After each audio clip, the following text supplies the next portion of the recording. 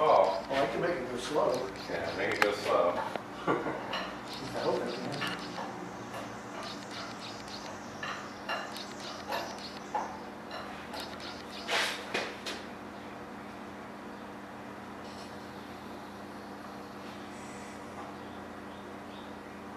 Because we can't slide it any further than it is. Alright. Good, keep going.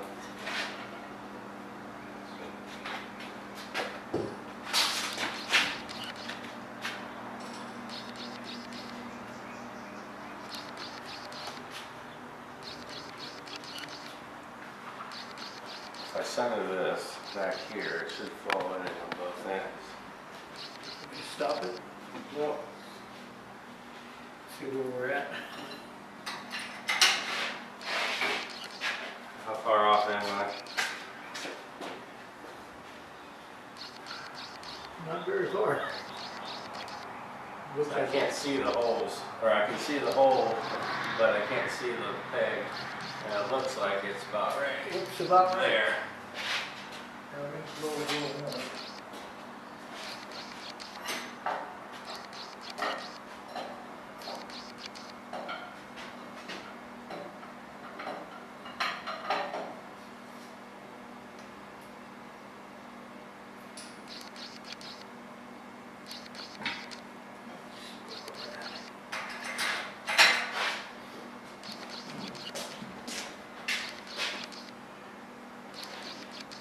Right there. No. It's almost like you don't have enough room on the right side. Well, it was in there, so if there is enough room, it's just, How's the right hole? Am I off this way too much? I think the problem is This is tilted. the chain needs to be,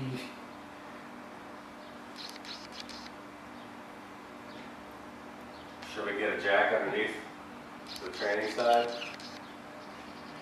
yeah, but I don't know if that's gonna.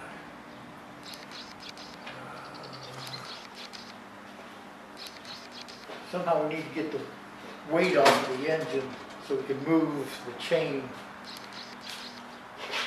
You have to drop it onto the beam.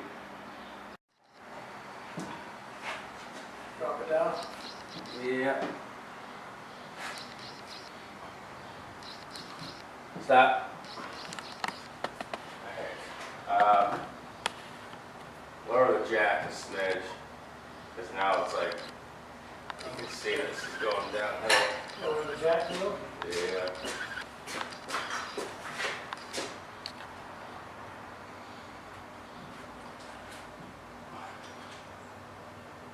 Alright. Well, did you move it? I don't think so. I don't either.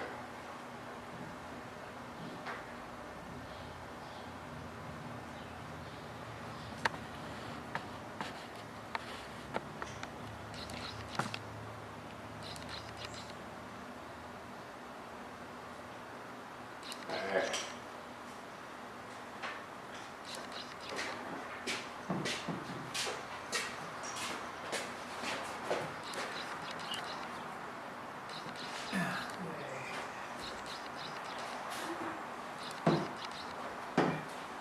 Needs to go forward. Yeah. Got what, right there?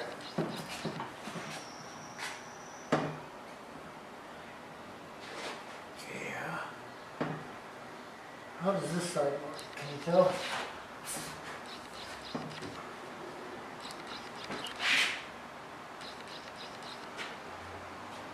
Looks good, I'm pretty sure. Okay. Now we need another person to lower the engine. How touchy is it? Just twist like this? Down to the thing.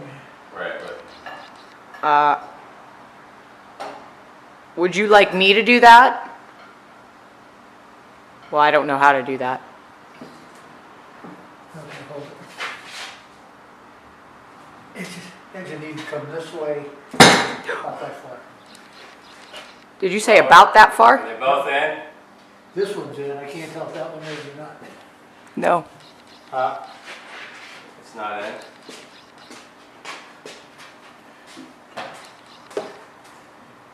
Okay, that's, I just need to go back on. I got it.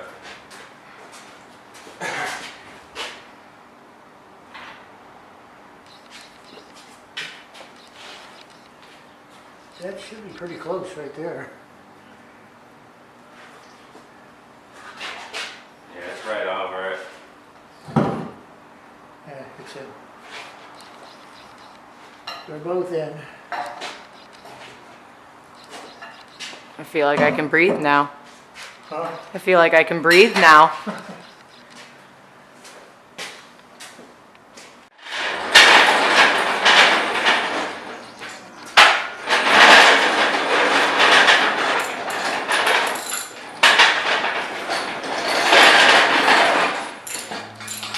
So what kind of engine is this? What kind of engine is this? LS1 Chevy engine. The transaxle is the 2006 Corvette 6-speed automatic. What's the horsepower? Without the turbochargers, 345. It's going to be turbocharged, so expecting around 600 to 700. Wow.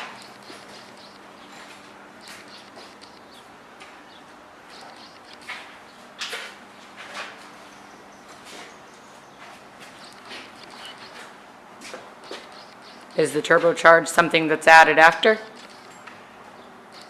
Yeah, I'll put the turbocharger on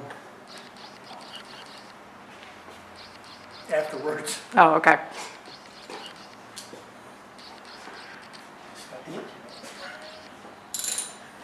I didn't know if the turbocharger was connected to the engine or what it was It on. will be. Okay. It's out being ceramic coated. You would think that I would know more. But I don't. Growing up with a dad that builds cars. All right, so tell us a little bit about this motor that we just saw you install. Okay, it's just right now stock LS1 out of a 98 Corvette. I bought it out of the junkyard. It had 40,000 miles on it. Okay. I had the bottom end gone through, new bearings, and I put brand new heads on it. Okay. So basically, it's a brand new engine. Okay. So, are all engines that big? That long? No, this is the transaxle from the back of the engine. Oh, okay. So, tell me a little bit about that. Okay, the transaxle's out of the '06 Corvette. I mated the transaxle to the engine by using a Camaro bell housing. A Camaro bell housing. Yeah. The Corvette had a long torque tube between the engine and the transmission. Uh-huh. I eliminated that by putting the Camaro bell housing in with the Camaro torque converter, which it's still a long unit, but because of the long wheelbase on the GTP, it fits in perfectly. Okay. So, how many horses does this engine have at the moment? Stock is 345, but I'm running a turbo that'll be putting out roughly 14 pounds of boost. So horsepower should be between 600 and 700 horse. Okay. So, this will be street legal, but if you felt the urge to go take it to the racetrack. Oh yeah, it'll see some track time. Nelson's Ledges, Mid-Ohio. Oh yeah? You gonna go out there and do it yourself? Oh yeah. Don't hurt my car. Okay. Oh, have you been to those racetracks before? Yeah. What'd you take out there? I was a member of Town Corvette Club. And we would have a couple events at Middle Ohio and Nelson's Ledges every year. Okay. I probably had my 80 Corvette. Okay. All right. So, well, you know I won't go racing with it. I would probably hurt myself. It doesn't sound like you. Which part? Not going racing. Well, I get that from my dad. Yeah. All right, so your company is D&D Corvette. I know what one of the D's stands for. What's the other one? That's my good friend Dante Lombardi. He's actually the one that influenced me to start doing the Grand Sport. Oh, he did? Yeah, we worked together for a few years on it. Yeah, sorry I left him out before. Wow. So what do you mean he got you involved in the interested in the Grand Sport? Well, I painted a car for him, and a couple months later he called me up, asked me if I knew what a Grand Sport was, and I said yeah, and he said, do you think you could build one? And one thing led to another. We started modifying a 64 Corvette body that he had to look like a Grand Sport. And after that, I got really enthused about it, and we decided to pull molds off of it and sell the bodies. Okay. Huh. So you guys, if it wasn't for Dante getting you interested, D&D Corvette would have really never even existed. Right. Wow. What year did you start working with Dante? 1989. Okay. Oh, the year I was born. Yes. Oh, okay. So wait a minute. So you were working at a job, right? You were working at Doug Chevrolet, is that right? Yes. And how long? Well, Mom seems to tell me a story about she called there looking for you and they said, oh, Dean doesn't work here anymore. I was pretty enthused about the Grand Sport project. Why didn't you tell Mom that you quit your job? How long had you been not working there but when she found out? You know, it's better to do it and get blamed later. You mean it's better to ask for forgiveness than to ask for permission? Yes. Okay. Yes. So, okay. So, no, really, how long were you working? How long were you not working there before she found out? Just a week or so. Okay. Okay. All right. So you and Dante started that, and that was the first car that you had ever built from the ground up. Right. Okay. And you built 58. 58. Okay. After that. So I had somebody email in with a question about this tub and how you built this and what you built it from. Can you elaborate on this tub? Yeah, I built it out of wood first. Once I got the shape that I wanted, I smoothed it all out with body filler, primed it, painted it, bolted everything together on it, made a few changes. After that, I pulled molds off of it, an upper and a lower mold, and laid the two pieces up in carbon fiber. And when it came out of the mold, I bonded the two together to form this. How you built that out of wood and then pulled a mold off of it? Yes. How did you know what the dimensions and all of that were? Well, I had the Corvette suspension, and I had GTP body. Okay. wow. So this is carbon fiber. Right.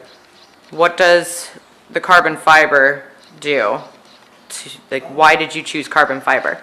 It's similar to fiberglass, other than it's a lot stronger. Okay. Okay. Wow. Matter of fact.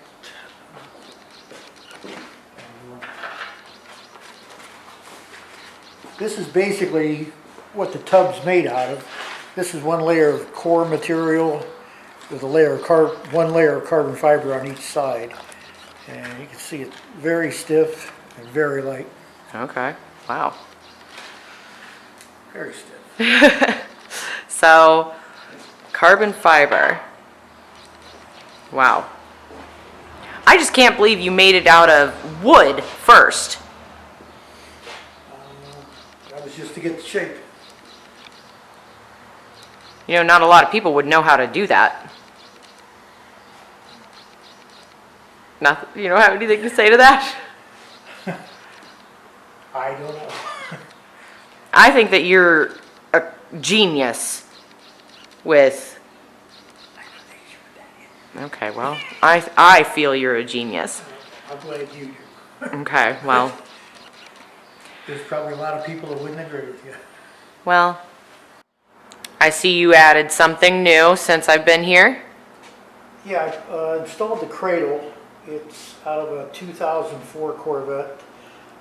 That supports the transmission, transaxle, and the rear suspension.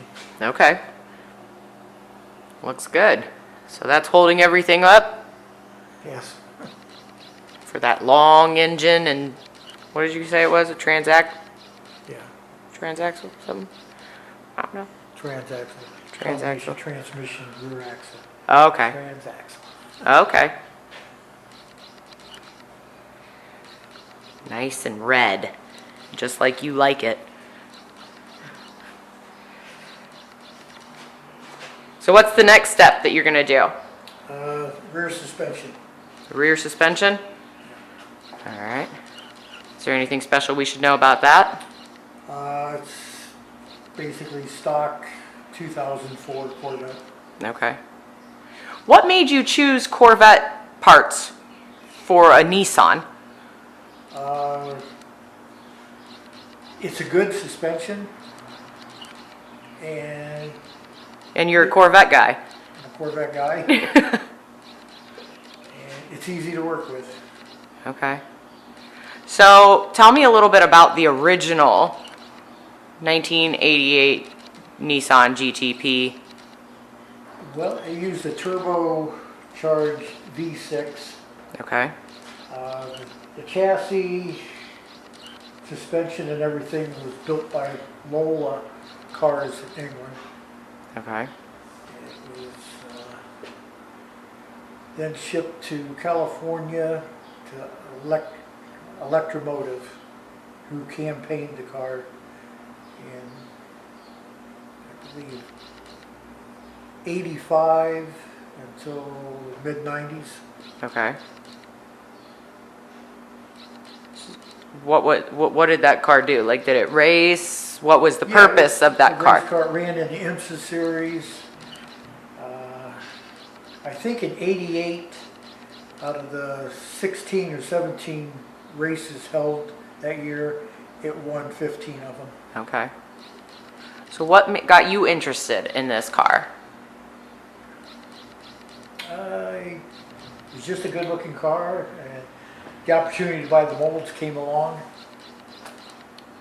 One thing led to another. And So the molds for it, were they the original molds that built the car? I believe this is the only set of molds for the Nissan GTP. How the heck did you run into an opportunity to buy them?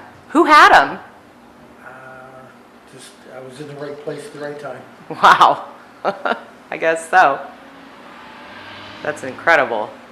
So you thought, all right, I want that car and I want it for me. I don't want to build it for anybody else. I want it for me. So what is going to be the most different from the original with your car? Like what, just so our viewers know what they've got coming? Can you give us a little bit of, Okay, like, the rear clip didn't have rear glass in it, didn't have a hatch. So I modified the stock one so that mine will have a rear window and a hatch that opens up to service the engine. So you don't have to pull the whole rear clip off to get to it. okay, that's pretty cool. How do you know how to do that stuff? Modify things. Like, because I've heard you say every single car you've done is not the same because you've changed something. Like with all the Grand Sports, Well, you would change something. when I was doing the Grand Sports, every time I would build one, I would try and improve on it. Okay. So there was changes made probably pretty much on every car. Well, you know what? That sucks that you're no longer doing those because there's not any improvements on them since you stopped making them. No. No, there's not. So anyways, so you were saying about a carbon fiber dashboard in here? Yeah. Okay, so that's something we get to look forward to? Yeah. Yeah? Well, we've got a lot of interesting stuff coming up. So our viewers need to stay tuned because things are just now starting to get a lot more interesting. Right. Yeah. Okay. All right, everybody. Stay tuned. Things are going to start going.